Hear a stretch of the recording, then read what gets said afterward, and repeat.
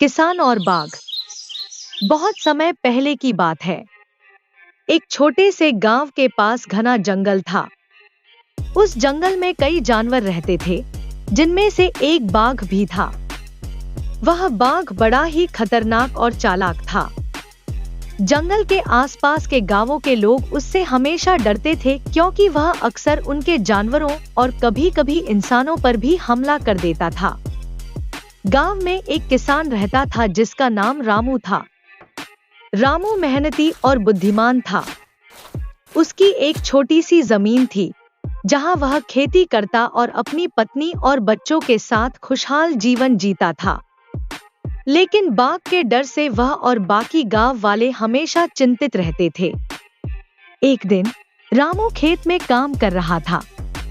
उसकी गाय जंगल के पास चरने के लिए गई थी। अचानक उसे गाय के चिल्लाने की आवाज सुनाई दी।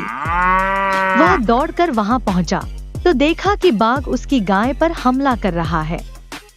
रामू ने पत्थर उठाकर बाघ को डराने की कोशिश की, लेकिन बाघ उसकी ओर घूरने लगा। डर के मारे रामू वापस अपने घर भाग आया। गांव में बाघ के आतंक के कारण लोग अपनी फसल और जानवरों को सुरक्षित नहीं रख पा रहे थे।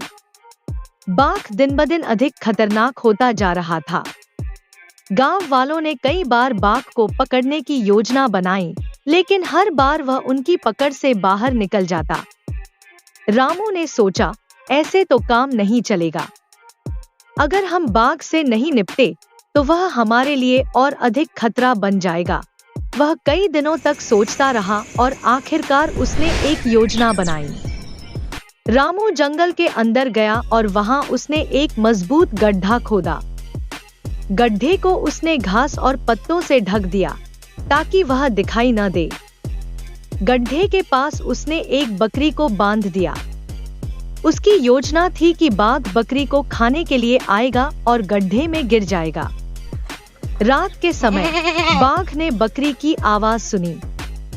वह धीरे-धीरे आवाज की ओर बढ़ा। जैसे ही उसने बकरी के पास छलांग लगाई, वह गड्ढे में गिर गया।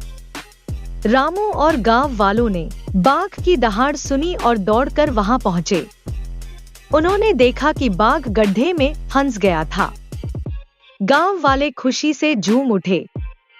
उन्होंने बाघ को पकड़कर जंगल के अधिकारियों को सौंप दिया। अधिकारियों ने बाघ को दूर जंगल में ले जाकर छोड़ दिया, जहां से वह गांव में वापस नहीं आ सकता था। गांव वालों ने रामू की बहादुरी और बुद्धिमानी की सराहना की। उन्होंने गांव के मंदिर में एक बड़ा उत्सव मनाया और रामू को सम्मानित किया। रामू ने सभी से कहा, हम एकजुट होकर किसी भी समस्या का समाधान कर सकते हैं। डर को अपने ऊपर हावी मत होने दो।